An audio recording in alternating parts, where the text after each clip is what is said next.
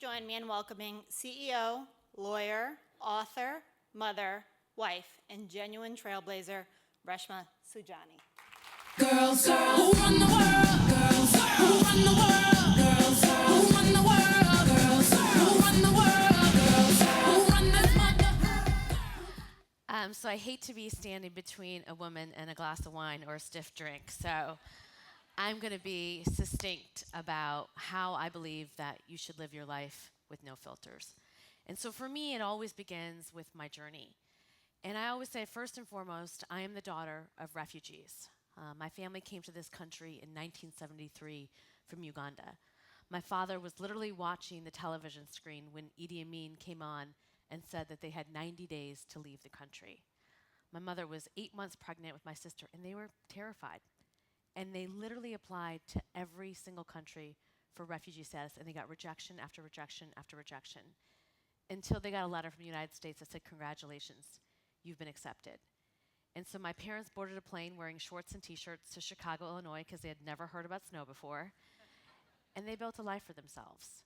And it was the educational opportunity that this country gave me that has created this deep passion and desire to give back.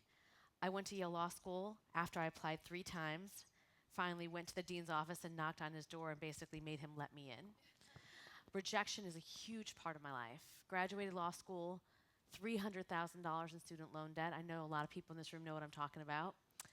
And I moved to New York City thinking, I would be in New York for a couple years, work at a white shoe law firm, and then boom, I'd be off chasing my dream, which was to run for office.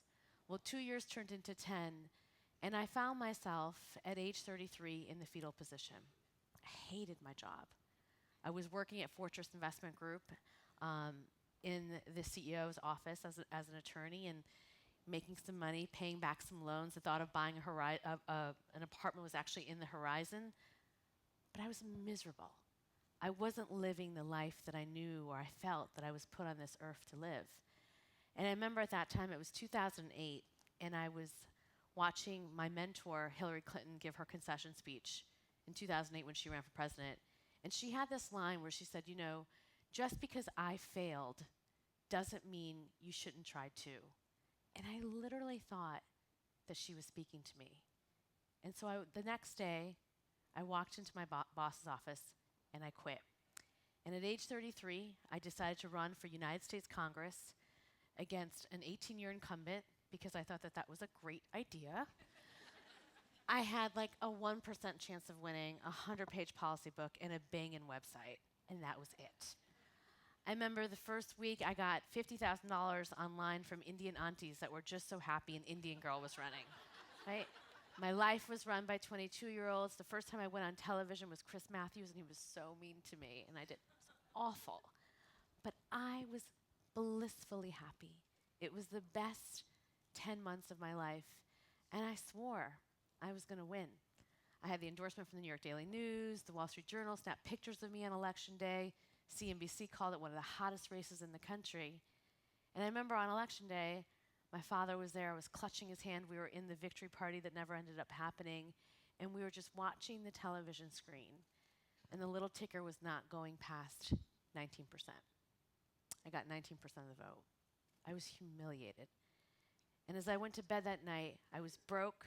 I had no contingency plan, no job. I was humiliated. And as I laid there and I thought about all the people that I had let down, my family, my friends, my field organizers, the people that I kept thinking about over and over and over again was actually the people that I had never seen on the campaign trail.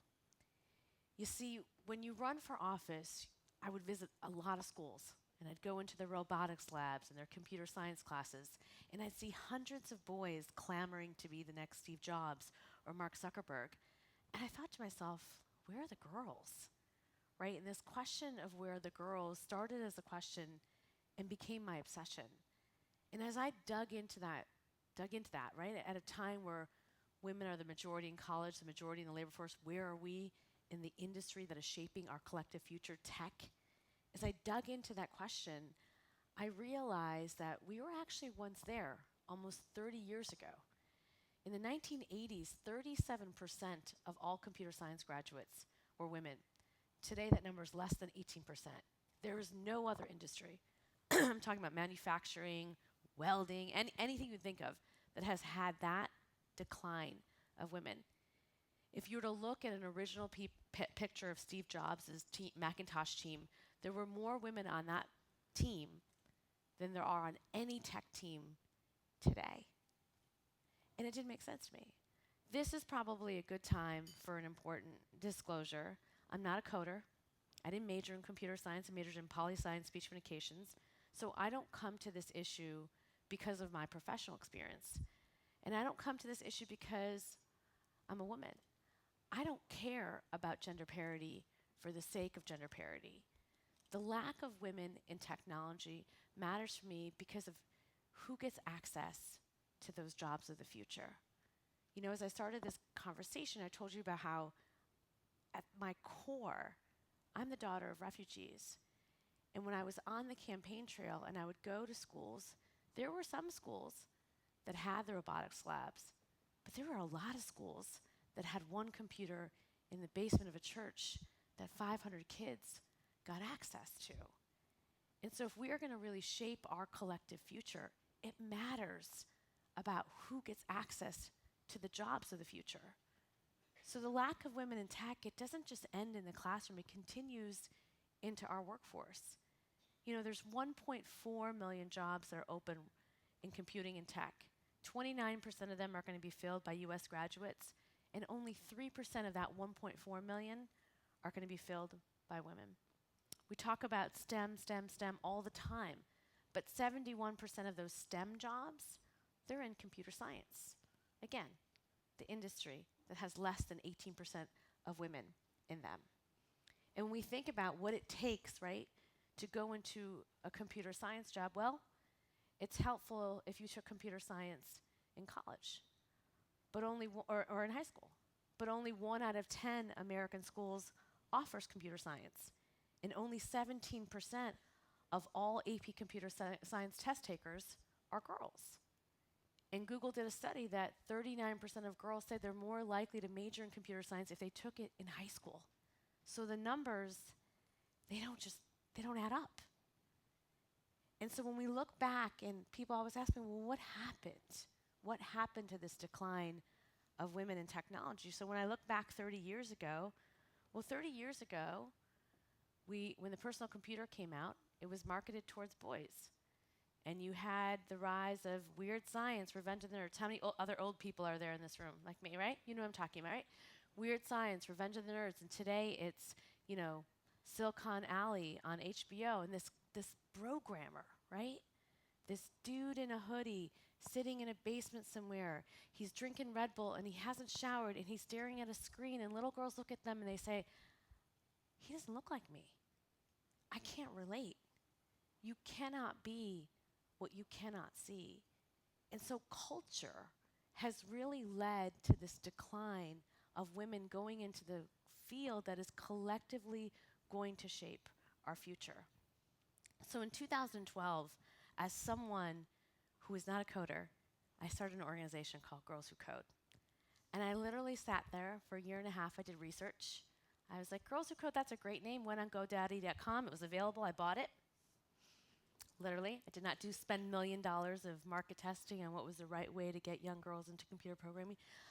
I was writing a book, and I interviewed Beth Comstock, who is the CMO of GM. I'm sure a lot of friends in this room. She asked me what I was working on. I said, Beth, I'm trying to teach girls how to code. Will you help me? And she said, yes, I will. Wrote me a check. And we literally bootstrapped this program. I remember on launch day when we were trying to get a story out about Girls Who Code. It was 2012. Program hadn't even started yet. And we were pushing, New York Times, Wall Street Journal. No one would write about it. But Twitter put a little post on its blog saying, we're partnering with this organization, Girls Who Code, to get more girls into coding and computer science. And I swear to God, social media went nuts. We had millions of people that were tweeting about it, Facebooking about it. I remember at 5 o'clock in the afternoon, I got an email from Sheryl Sandberg saying, I don't know who you are, but what you're doing is amazing. How can I help you? And I love Sheryl Sandberg like I love Beyonce, so I was just dying, right? So how'd you get my email? My God. And I remember I was going to bed that night, and my husband was like, how can you sleep? We're trending in Korea. But it was just like, boom, right?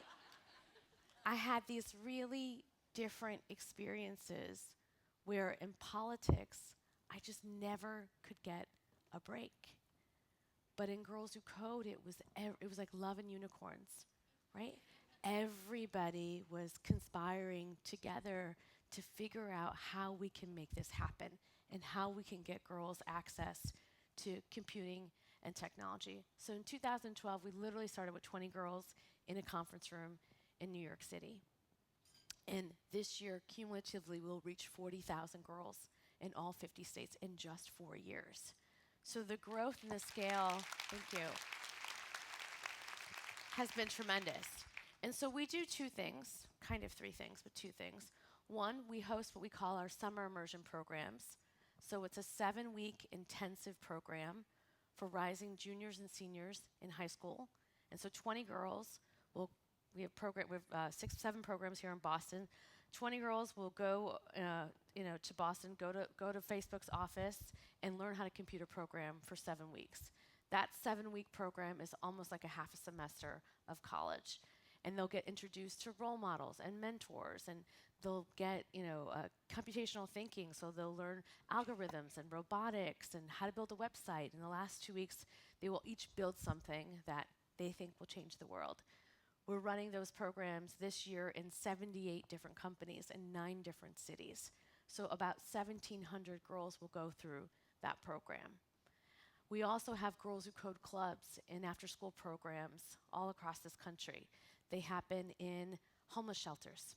They happen right here in Dorchester in Section 8 housing. They happen in the best private schools in America. They happen with the daughters of migrant workers. Girls all across the country, middle school girls on up, have raised their hand and they've said, teach me how to code, and we do. And we train teachers that are in schools how to teach our Girls Who Code clubs, or we bring in volunteers from industry to help them do that. We, by the end of this year, will have 30,000 girls this year who will go through our Girls Who Code clubs program. Yesterday, I did like a Google Hangout with like 500 of them in like Iowa, and it was unreal about how passionate and excited they are to learn coding, because many of them don't have access to this type of education in their communities. I recently had a baby a year ago, and you know that moment where you're like sitting there and it's 3 o'clock and it's like the infomercial and you're like, oh my God, how did I get here? You know, I was looking at my phone at that moment, and I got a report from my team about our alumni data, and it blew me away. You know, 90% of our alumni are going through our program and now majoring or minoring in computer science. And 77% of them wanted to do something else before Girls Who Code. So think about that. They walked into our program saying, I want to be a veterinarian. I want to be Beyonce. I want to be a dancer, right? And they're like, oh my God, this coding thing, this is really cool. I want to do this. And the number of girls that we're teaching is so extraordinary, because last year we only graduated 7,500 women in the entire country in computer science. We've taught 40,000. The problem is so bad that one organization in 4 years alone could make that kind of dent. But the results that we're getting back from our girls is so tremendous, because it shows you that you can actually change their minds. You can help shift and change what they think that they want to do with their lives, and we can do it quickly, and we have to. So why does it matter? I talked a few minutes ago about the fact that I don't care about gender parity for the sake of gender parity, and I don't. But yet, a woman who is not a coder has dedicated their life, because I truly believe that this issue is the most important domestic issue of our country's time, because I believe that our girls are change agents, and they're going to solve the problems of tomorrow. One of my girls in my first program, Cora, was 5 years old when her daddy got diagnosed with cancer. And she decided that she was going to be a doctor because she was going to save her father's life. And it wasn't until our program that she learned about the connection between computer science and medicine. And she built an algorithm to help detect whether a cancer is benign or malignant. She is 16 years old. One of our other students, Jasmine, mother works at Burger King, single mom, 3 kids. Every day she gets on a bus from Oakland to go to her program at Facebook. So 2 buses and 2 trains, a 2-hour commute. And before Girls Who Code, she had never met anybody who was Latina, who was a computer scientist or in technology. And Jasmine decided to build an app called Wacky Words, so people in her community could get study for the SAT who didn't have expensive tutors. Instead of building something for herself, Jasmine decided to build something for others. One of my favorite projects that our girls built was Sophie and Andy. So Sophie and Andy were two of our girls in our New York City program. Like I said, the last 2 weeks they get to build whatever they want. So they went to their male teacher and they said, you know what? We want to build a game called Tampon Run. Yes, Tampon Run. Should all play it. It's on the Apple Store. It's super addictive. I was just playing it while I was waiting to come on stage and speech. But Sophie and Andy said, you know what? It does not make sense, right? There's so much violence in games right now. Yet, so many women are ashamed to talk about, or so many of us are ashamed to talk about our periods. And in Africa, thousands and thousands and thousands of girls drop out of school when they start getting their period. So we're going to build a game to fight against the menstruation taboo, and we're going to call it Tampon Run. And it sounds fun, and it is fun. I laugh about it all the time. But what Sophie and Andy did was really brave because they built this game in the middle of Gamergate when there was so much sexism and violence happening with games. And the reality is like, no boy was going to build Tampon Run, right? No boy sitting there, the menstruation taboo, let me build a game to like fight against it. Like it's never going to happen, right? Never. As much as we may want it to happen, it's never going to happen. So the thing is, there are so many issues and problems that our girls are going to use technology to solve. And I see it every day. I see it in the undocumented students in LA who built a game called Undocumented to teach people about immigration. I see it in the young girl whose brother has dyslexia, and so she's building a game to help him read. I mean, I see it every single day in every city, in every community, of girls constantly thinking about their community and their world and how to make it better. And now they have technology to help them figure it out and solve the problems of today and tomorrow. And that's why it's so important to give girls access to computer science and technology. So in running Girls Who Code for the past couple of years, there's things that I feel like I've learned about how to build programs that are inclusive, that build women and people of color into technology, and I want to share some of that with you. One of the things that we've learned is that it's really important to build a sisterhood. I see all the women in this room. I see some men too, which is great. But here's the thing. Oftentimes with women, we're not nice to each other, right? We don't support each other. And I believe that right now women are more powerful than ever before. Hopefully we're about to have the next female president. And so we have got to build a sisterhood. And what girls learn at Girls Who Code is exactly how to build a sisterhood. You have young girls who come together from all walks of life who have never even interacted together, and they're not only learning something that everyone thinks is so hard that they couldn't learn, and they're doing it together. And so the power of sisterhood is really important. Second, the importance of role models. You know, I always say that you cannot be what you cannot see. And every year when Sheryl Sandberg comes in and talks to the girls and she's in her tight leather pants and her hot little sweater, I swear to God, they scream for her like they scream for Beyonce. They love her. She is their Beyonce. And we need to expose girls to their Beyonce, to people that they can see and relate to and aspire to be. The third thing that's really important is exposure. For a lot of young women, they've never been into a tech company before. Both my parents were engineers, and if you asked me when I was 12 years old what my father did, I would have said that he built choo-choo trains. I had no idea. And so how can we ask our girls to aspire to professions that they don't know what they actually do? And so we need to make sure and realize the importance of exposure. And the two other things that I want to leave you with, especially in this room, is that we have to change culture. You know, I spoke to a bunch of girls, about a year and a half ago. And it was a room full of 800 girls. And it was an all-girls school. And I said to them, you know, how many of you have ever said, I hate math? Every hand was raised. If I had asked them, how many of you hate to read? No hands would have been raised. How have we created a society where we think it's okay for our girls to raise their hand to say that they hate math? We would never do that for our boys. The fact that I can still walk into a Forever 21 and buy a t-shirt that says that I'm allergic to algebra. The fact that every time I turn on the television, I don't see data scientists or coders or hackers that look like our girls. The fact that we celebrate that our girls don't like math and science when that's where all the jobs are at is a problem. And we have to change culture. You know, in the 1970s, 10% of doctors and lawyers were women. And that when I decided that I wanted to be a lawyer, it's because I saw Kelly McGillis on The Accused and I thought she was awesome, right? And in the 70s, it was 10% of doctors and lawyers were women, and today that number is 50%. Why? Grey's Anatomy, LA Law, Ally McBeal.